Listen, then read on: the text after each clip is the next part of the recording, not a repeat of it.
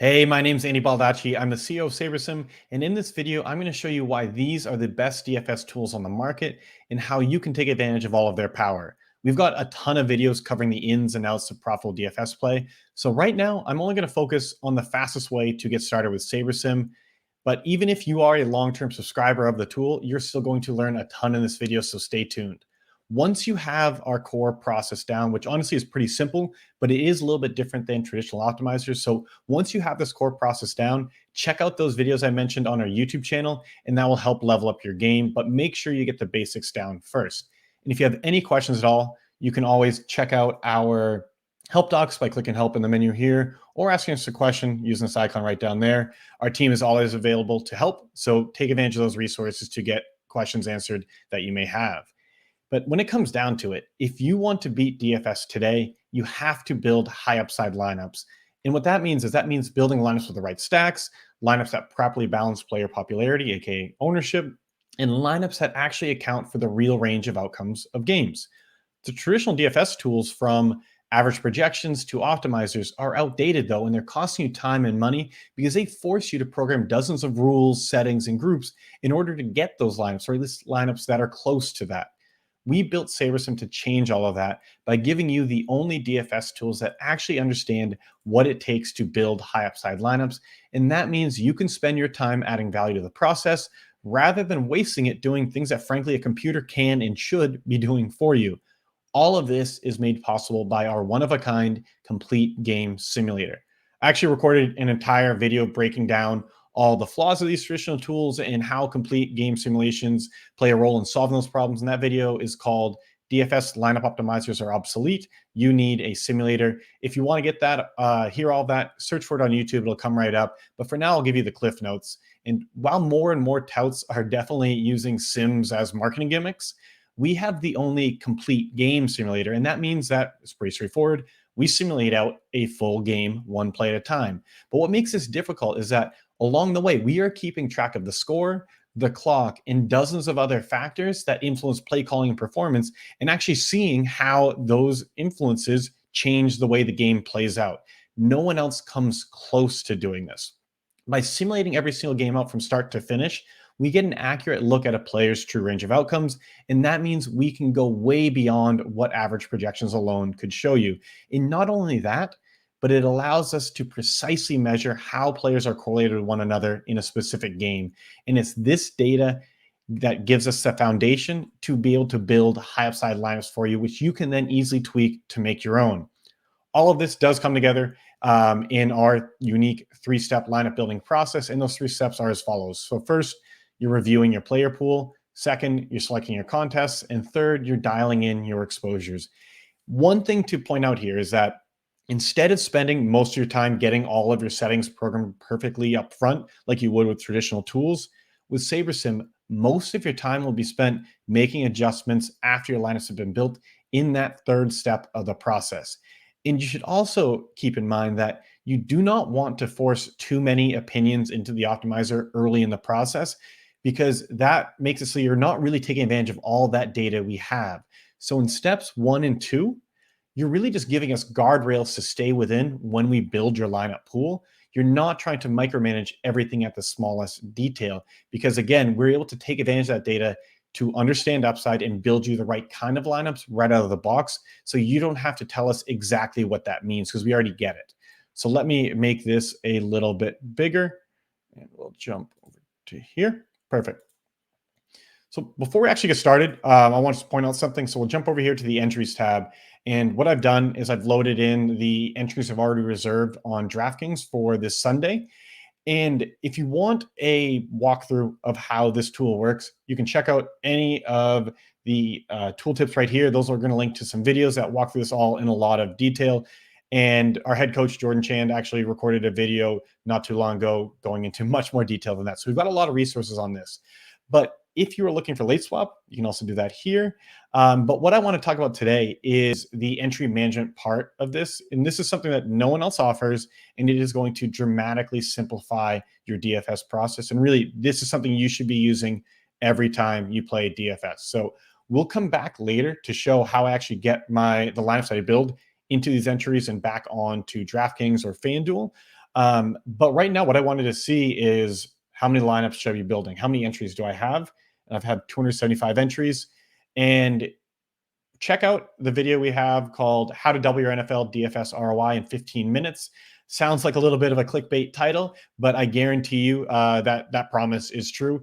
By playing the right contest and putting the right lineups in it, you are going to get a massive edge on the field, and you're going to do so in really not that much time at all, 15 minutes or less each week. And so that's going to lay out our process for building the best lineups and giving you the best chance of having a positive ROI. But the short of it is we want to put in unique lineups into all of our entries. So I'm going to be building 275 lineups for you, and I'll show you how to do that. So this first step of the process is just reviewing the player pool. And this is where you make sure that you actually like the foundation that we're using to build your lineups on. So making major changes here is for players who want extra control over the process. So you don't have to feel like you need to do a lot or really anything here. If you don't have strong opinions, you can trust that our model is going to give you a strong foundation on its own. But if you've been doing a lot of research, this is where you can kind of mold things to better match your expectations. Another thing to add is that you don't need to actually micromanage the player pool. So you don't need to make it so that there's only like 4 quarterbacks and 5 running backs and so on. Like, don't exclude just absolutely everyone here, because we're not going to be putting complete randos in your lineups like a traditional tool may. And also, even if you don't like some of these players, you can easily make adjustments in that last step of the process, which is where we recommend focusing your efforts. So if there are players you want absolutely zero of in any situation, sure, get them removed. But if they're just players that you don't have a strong opinion on, you can leave them alone. So if you're trying to make adjustments for individual players, all you have to do is just find them in the column here and just type in a new number, and we'll get that saved for you. If you want to make some fine-tuned adjustments for individual players, you can do that right here by just changing the projection in the My Proj column. But what I want to highlight is that you can also make some broader adjustments to entire games by changing their projected point total. So up here we have a list of all the games for the slate that we're on, and we show the number of points that we project each team to score on average across our thousands of simulations. And so say we feel like this 49ers Eagles game, we're a bit too low on that one, and we want to give them a boost. What we can do is change this. Let's bring 49ers to say 28.5, and then the Eagles to 23.5. When we apply these changes, what we're actually doing is filtering down those thousands of simulations to a new set of simulations where the average now matches these numbers that we put in.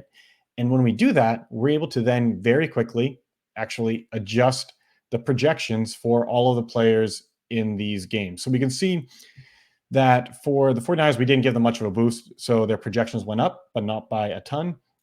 In the Eagles, though, you can see a lot more movement here. So these were our original projections, and these are the new ones. And this is going to be a great way to pretty quickly make some adjustments on things that you disagree with without having to get super deep into the details of figuring, oh, I think San Francisco is going to have a little bit more performance. So I really think the Eagles are going to go off. How do I want to tweak them? What adjustments do I have to make? It just gets super complicated. And frankly, it's going to be very error prone. You're probably going to make mistakes if you're doing it on a player by player level. This avoids all that by leveraging our simulation data to get you close to what you're looking for. You can also create rules in here to just narrow down your player pool in bulk. So by default, we've got a rule in here that's going to exclude all players below a certain projection threshold. But you can also do things like you can exclude teams where the projected win is above or below a certain number, where the points, the spread, whatever it is. Like, there's a lot of ways that you can just kind of pretty quickly apply some bulk changes there. And we're automatically going to be updating that minimum projection threshold based on the sport, the size of the slate, and so on. So it's not going to be the same amount for a main slate as it would be for a showdown. But yeah, honestly, when you're ready to build your lineups, what you have to do is just click this build lineups button. That's going to take us to step 2, which is selecting your contest. When you are building your lineups, this is going to be by far the fastest step of the process for you. But behind the scenes, we are doing a ton of heavy lifting. So I want to make sure you understand exactly how all this works. With traditional optimizers, they only understand one thing. They literally optimize on average projections alone. So unless you are programming in a ton of rules, you simply aren't going to get viable lineups, meaning you're not going to get lineups that have any chance of winning a tournament, because all those lineups are is a collection of players who have the highest average projection while staying under the salary cap. They're ignoring correlations, they're ignoring ownership, and they're ignoring a player's true range of outcomes. Even if you do want to spend hours programming rules to try to account for all of that, those rules are never going to have close to the level of nuance that SaberSim gives you. And that means you are leaving money on the table because you are just relying on rules of thumb that aren't going to account for all the different variances between teams, between players, and all of that. With SaberSim, what you have to do is just tell us what contest you're playing, and we're going to automatically choose the right settings to build viable lineups for that contest. So a small single entry contest is going to require very different settings than the Millionaire Maker, and all contests are going to require different settings on a 2-game slate versus a 10-game slate. So rather than force you to figure out the best combinations for all these different scenarios, we've just back tested all the options and we have set the defaults to the best ones. And so for this, you want to keep it simple and not obsess over it. If you're playing multiple contests like I am, you could do a build for each contest type that you're playing if you have the time. But really, what I recommend doing is just choosing a middle of the road contest and building for that. So I've got some single entries, some 3 max, some 20 max, and then I was playing the mini max, which is 150 entry contest. So pretty middle of the road is just going to be, we'll do 20 max, a large one.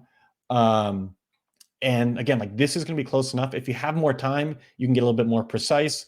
The only thing I do want to add, though, is that I strongly recommend doing a different build for each style of contest you're playing. So if you're playing GPPs and cash, definitely do different builds. Those are going to be very different lineups. But within those styles, it's not as important. There's no way to get this perfect. And so while you don't have to mess with these sliders and settings because we have done the hard work for you ahead of time, I still want to explain how this all works, because it's with these sliders that we're able to incorporate all of that simulation data into your lineups. So the first one is correlation. This controls the impact of correlation in your lineups. Pretty straightforward. But what it means is that a higher weight, a higher correlation setting is going to favor players who are positively correlated, which again just means players who do well when the other one does well. So the higher your correlation slider, the larger your stacks will be, and the more common they're going to be across your lines. Like if you go all the way to top, all your lines are going to have stacks, and they're going to be pretty big stacks.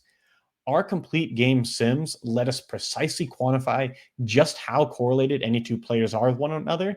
And so that means we're not treating all players the same like a rule would. So if you've ever been unsure of when to include pass catching running backs in your stacks, or trying to figure out what positions or players to run back with in your NFL game stacks, or even just like what are the best batting order positions for baseball stacks, that can be super confusing to try to figure all that out. And with traditional optimizers, if you actually even had the answers to those questions, you would then have to program rules for all the different matchups there.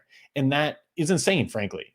We just take the guesswork out of it for you because we have the actual measurements for those relationships, and we automatically factor that in while building your lineups. Now, the next one is ownership fade, and this controls how much of a factor you want ownership to be in your lineups. The higher you set this, the more your lineups are going to fade, which just means avoiding the players with the highest ownership projections.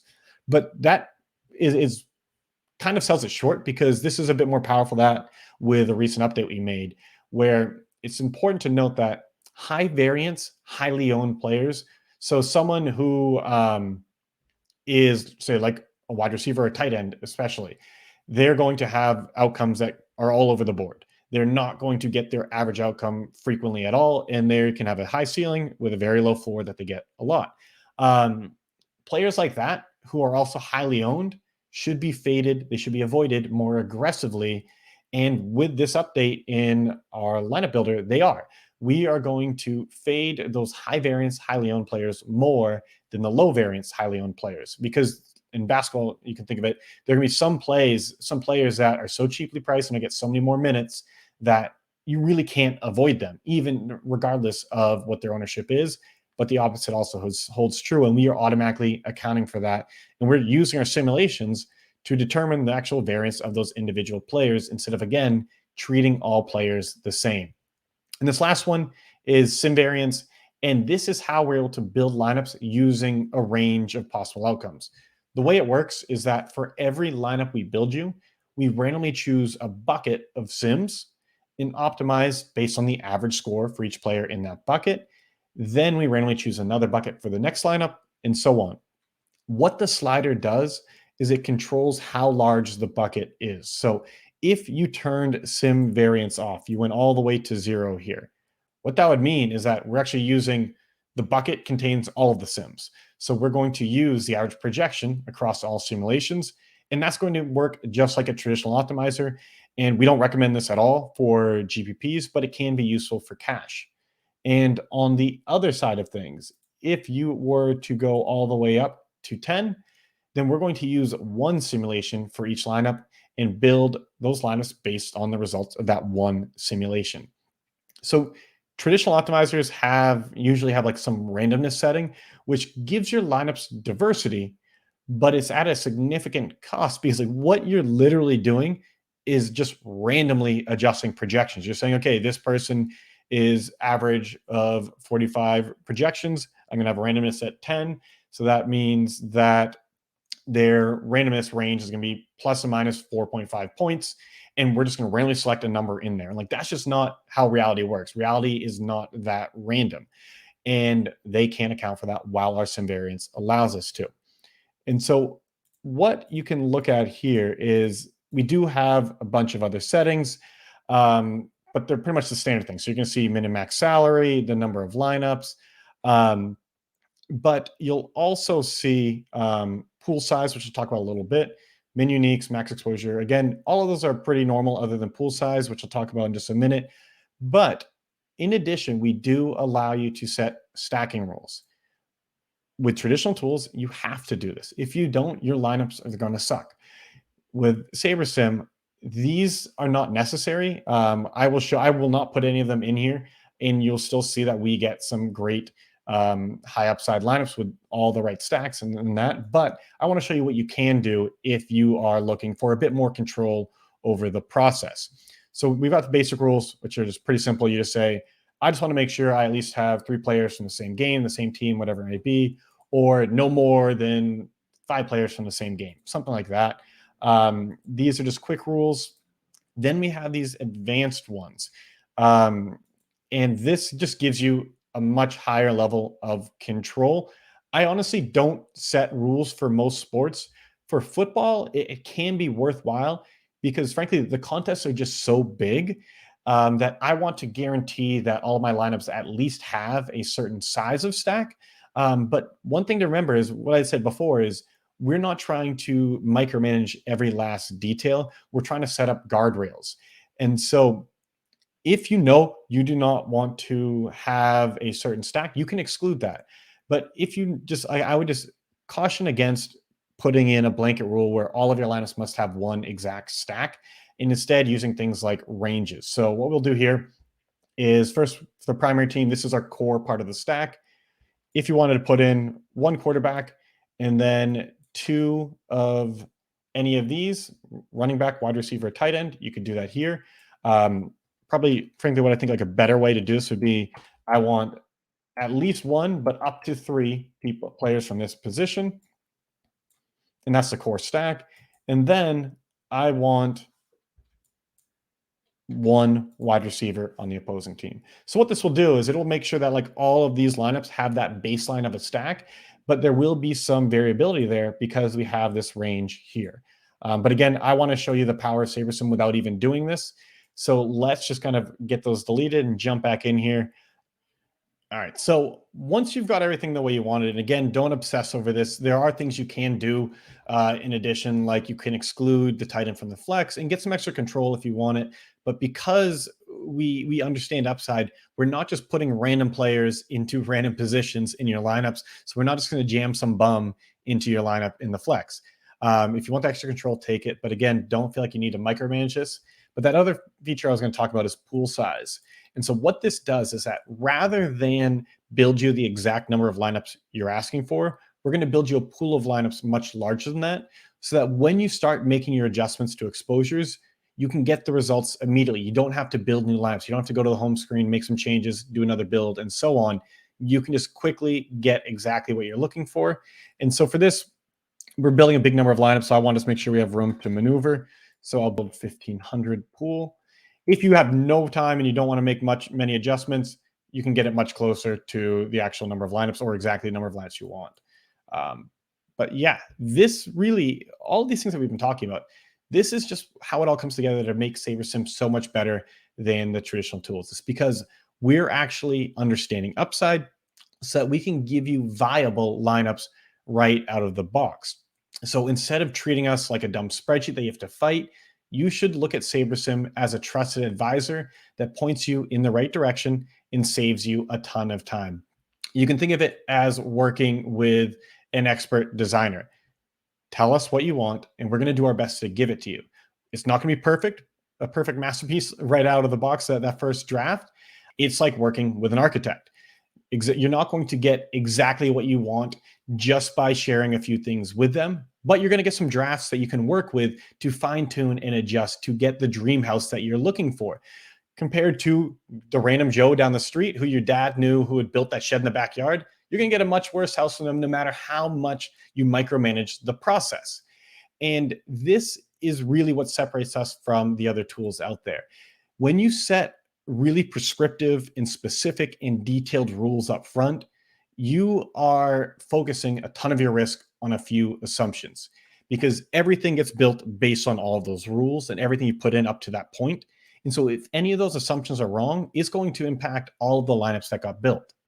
With SaberSim, when you don't get too detailed with what you're telling us to do, and instead let your rules and adjustments act as guidelines and guardrails for the process, that means that it's still going to come out in the general direction that you're looking for, but you didn't put too many assumptions in the process. And so every lineup that you get in this pool of 1,500 lineups is going to be a viable lineup. And this is where it's much less risky to now use your gut to guide the process, to make some adjustments. I mean, people often ask us, well, how do I know what adjustments I want to make? And that's a good question. And we will cover some of the ways that we recommend people look at. But because that pool of lineups, all of those lineups are strong GPP lineups, you don't have to overthink it, because you're not going to mess up everything you did if you just point it in the wrong direction. Like, sure, if you lock in one player who has a bad game, like, yeah, that's not going to be great, and that's going to impact all of your lineups. But when you're just making some adjustments along the way, going with your gut is going to just say, okay, like, we like these lineups, SaberSim like these lineups, but I like these other ones better. And that's fine, because those other lineups are still viable lineups. And that's why we talk about quality control and why we recommend spending the vast majority of your time in this step. We've given you that first draft of your lineups, and now you're going to make your edits and give us your feedback to get them dialed in exactly the way you want. And again, don't stress about, are these perfect? Is this the exact thing I should be doing? Don't worry about that. This is that pool of viable lineups. So a couple things I just want to point out before we jump into this. If you are building for DraftKings, in order to be compliant with their rules, you have to make adjustments to at least 2 players before you can see your lineup. So we adjusted that game, the 49ers and Eagles game, before we built, and that then adjusted the projections for the players in that game. And so we've already satisfied the requirement. That's why we can see the lineups right now. But if you haven't made any adjustments yet, what you're looking to do is make changes to the projections or the exposures for 2 or more players, and then those will get unlocked for you. The other thing to point out when I'm talking about lineups is you see projected score. This is common. Like, this is what you're going to see everywhere else, where all it is just the sum of all of the average projections for the players in that lineup. But we also have Saber score here. And this is what we're actually using by default to rank your lineups, because we've already talked about why averages don't really reflect the reality of sports. So if we're not using averages to build our lineups, why would we want to rank our lineups on those same average projections? We wouldn't. And so what we've done is create SaberScore, which is a 1 to 100 rating that factors in correlations, ownership, and variance to quantify the upside of a lineup for a specific contest type. And we have found through our back testing that when you rank your lineups by Saber score, it's going to be a more profitable way to choose the right lineups than when using projected score. And I'd said before that I wouldn't put in any rules. And I wanted to show you the kind of lineups you're getting. So we'll jump over to stack types. This is probably going to be the easiest way to see this. And so this is going to show us the breakdown of the stacks in our lineup. And this is, again, what SaberSim gives you without setting any rules because it's using the correlation and range of outcome data from our simulations, and our optimizer like knows how to do that. If you were to do a build like this with a traditional optimizer, you wouldn't get anything close to this because all they are doing is just jamming in the players with the highest average projection while staying under the salary cap. So it's possible you would get some stacks, and I hesitate to call them stacks because what they would actually be is it would just be completely random groupings of players. So it would just be saying, hey, yeah, these players, sure, they're on the same team, but we're only putting them in there because they just happen to combine to have a good average projected outcome. It was not because we're saying, oh, we really want to look for those players. So even if you were setting a basic stacking rule in traditional optimizer, you would have to spend a ton of extra time actually dialing in the settings for specific teams and positions to get the stacks to make sense. Because again, not all players, not all positions are going to be the same in terms of their correlation relationship across all teams, and rules of thumb are going to ignore that nuance. And I hope this example just starts to show you how powerful this is. I mean, there's 3 lineups out of the 275 that are playing that didn't have any stacks. Like I can just get rid of those easily. I'll show you in a second how to mine that. But like the rest of these are all viable options. I mean, the QB plus 2 with 1 on the other team, a super popular stack. We're getting 13.5% of it out of the gate. And what I'll do is go over some of our sort of our best practices for where to look on how to make your adjustments. But we have videos going into a ton more detail than I can cover today on these adjustments for every sport. And we just put one out for NFL, and it's called The Ultimate Guide to Beating NFL GPPs in 2021. So check that out. Once you watch this video, once you finish this up and get a good idea of the basics, that's going to go into a ton of detail on like what do I actually do? What adjustments should I make? What changes should I make up front, and so on. But I'll give you the cliff notes for now. So the first one, we'll start with the stacks because we're already here. If we just say, okay, like I don't want any no stacks, and I just want it's got to have a quarterback, or I don't want that there. I also don't want this stack with just a quarterback and 1 opposing player. And so, like, what you could have done if this was the case, you said, like, I don't want any of these things, is just set a very non-restrictive rule of saying all of my lineups must have at least the quarterback and 1 receiver on their team or something like that. And that would just out of the gate ignore those. And that's kind of something I would normally do. And say, yeah, you do want more of this QB plus 2 with 1 on the opposing team. Say I want 25% of this stack, put in 25%. And what we're doing behind the scenes is we are going through all of those lineups, that pool of 1,500 lineups, to determine, okay, these are the top ones by Saber score, but the user is saying, I want more of this one. We will find the best lineups that didn't make the original cut for this stack, and then swap out your worst lineups before with these new ones to make sure that you get the exposures you're looking for while still choosing, again, not just from viable lineups, but from the top of those viable lineups. Another thing you can do is check out the game stacks, and you can add more exposure to specific games or lower it for others. So this Tennessee Seattle game it has a high total. And again, we are accounting for these things when building your lineups, but maybe like I just really think this game's going to be a shootout, high scoring shootout. And like I want a bit more exposure to that. I'll bump it from 4% to 10.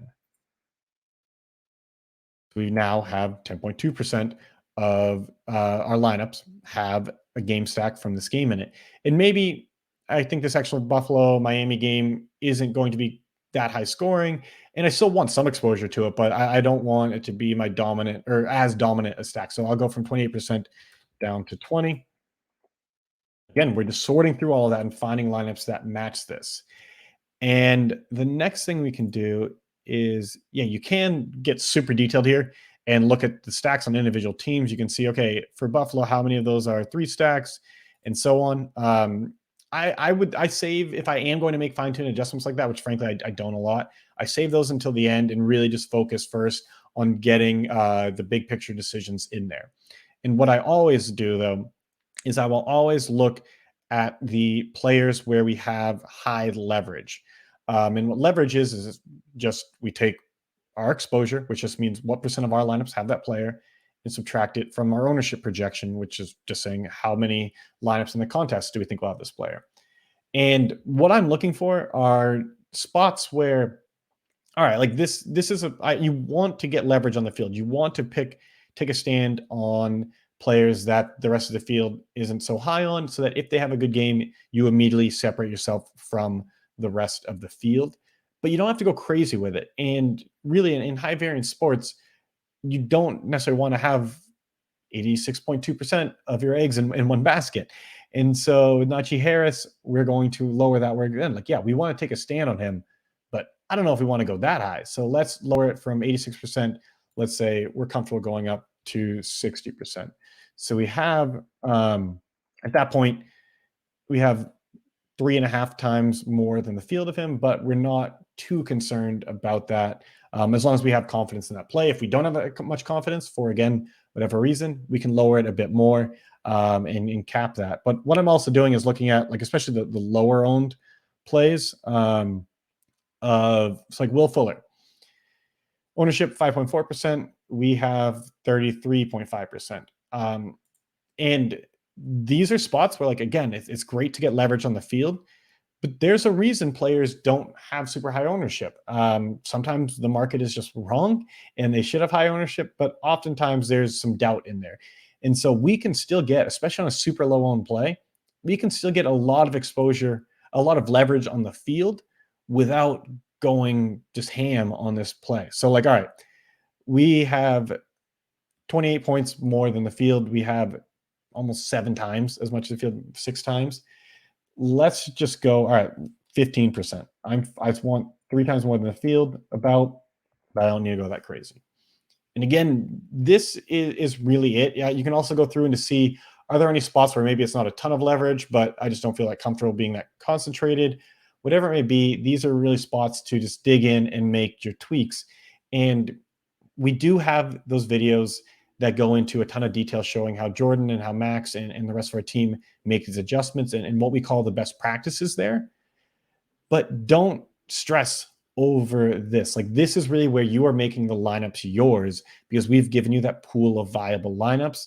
And so any of these adjustments you're making, they're not going to start putting in just complete junk lineups, because all these lineups make sense. There were simulations, there were game scripts where these lineups were top lineups, and you're just sorting through and saying, I like this one and not that one. So again, work on this. Try to be as objective as you can, but don't stress about letting your gut guide some of these decisions. Once you're done here, you can just hit save. And now we just actually have to get our lineups into our entries. So we're going to jump back over here to the entries tab. Not going to cover all the ins and outs. Again, check those tool tips. They've got videos walking you through this in a ton of detail. But what I need to do is fill these contests, have 275 entries, 275 lineups. I'm going to select unique. And again, we've got a ton of videos in here explaining how all this works in more detail, but I don't want to take too much more of your time. So I want all of these lineups to be uniquely applied so that no lineup is duplicated. This is going to spread out my risk even more and just give me more opportunities to take down a big contest. Once that's done, download, open DraftKings. This also works the same for FanDuel. We're going to then upload the CSV, find it, upload it, and we're done.